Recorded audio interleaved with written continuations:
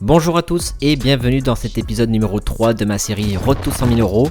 Dans l'épisode 2, je vous ai montré le début de saison complètement catastrophique que j'ai vécu pour le mois d'août et le mois de septembre. Et aujourd'hui, dans cet épisode numéro 3, je vais vous montrer tous mes résultats du mois d'octobre. Allez, c'est parti pour l'épisode numéro 3.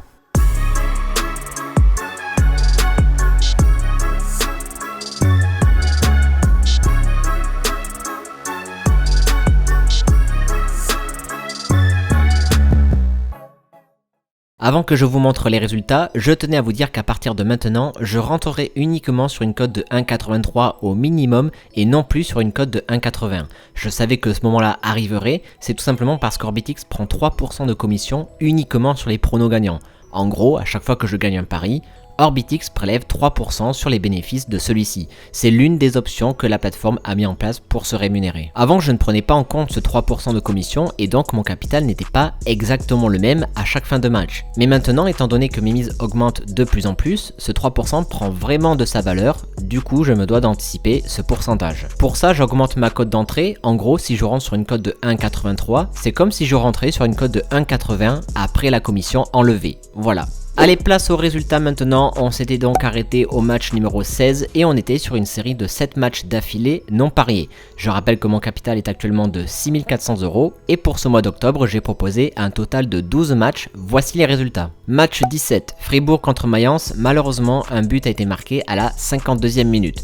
Match 18, Southampton contre Everton. Malheureusement, un but aussi a été marqué à la 49e minute. Match 19, Hoffenheim contre Werder Bremen, nous sommes à la 72e minute et toujours pas de but marqué. La cote est de 1,72 et je fais une erreur puisque je place ma mise sur une cote de 1,72 alors que je pensais que dans ma tête j'avais programmé à 1,83. C'est une erreur d'inattention, je suis allé trop vite et oui, même à moi ça peut m'arriver. 86e minute, marché suspendu et c'est un but du Werder Bremen qui nous fait valider le pari. Match numéro 20, c'est Millwall contre Middlesbrough. Malheureusement, un but a été marqué à la 49e minute. Match 21, c'est Heerenveen contre PSV. On approche de la 69e minute et toujours pas de but marqué en second mi-temps. Cette fois-ci, je ne me suis pas trompé, j'ai bien programmé ma mise sur une cote de 1,83 et elle se fait accepter. Voilà. 5 minutes plus tard, marché suspendu et c'est un but du PSV qui nous fait valider le pari.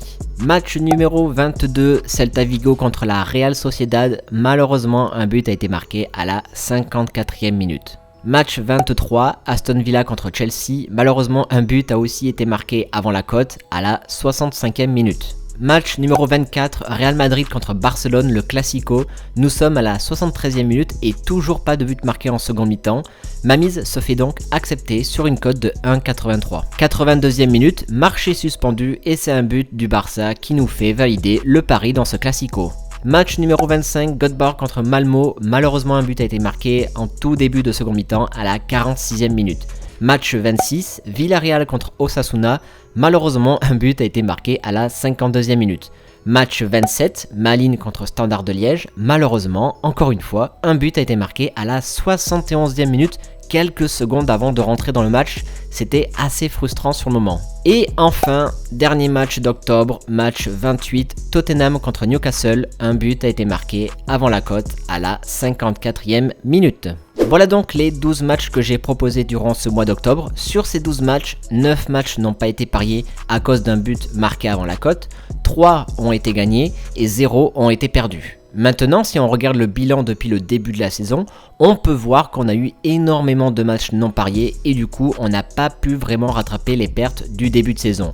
Certes, depuis 2 mois, nous n'avons eu aucun pari perdant, c'est super, mais il est vraiment dommage d'avoir manqué de réussite sur autant de matchs non pariés. Par ailleurs, j'ai officiellement battu mon record de série de matchs non pariés, puisque nous avons fait 9 matchs d'affilée non pariés, et comme j'avais dit dans l'épisode 2, j'avais un record de 8 matchs non pariés que j'avais réalisé en avril 2021. Concernant mon capital, au début du mois d'octobre, j'étais donc à 6 400 €, et maintenant, grâce à ces 3 pronos gagnants que je vous ai montrés dans l'épisode, nous sommes remontés à 10 875 €. Voilà pour cet épisode numéro 3 concernant mes pronos du mois d'octobre. Le prochain épisode sera plus court que d'habitude car en novembre il y a le début de la Coupe du Monde et les matchs de championnat s'arrêtent pratiquement tous le 13 novembre. Du coup dans l'épisode 4 je vous montrerai les quelques matchs que j'aurai proposés en novembre avec un bilan et une analyse complète de tout ce début de saison. Merci à vous d'avoir regardé cet épisode numéro 3, on se retrouve bientôt pour l'épisode numéro 4, à la prochaine, ciao.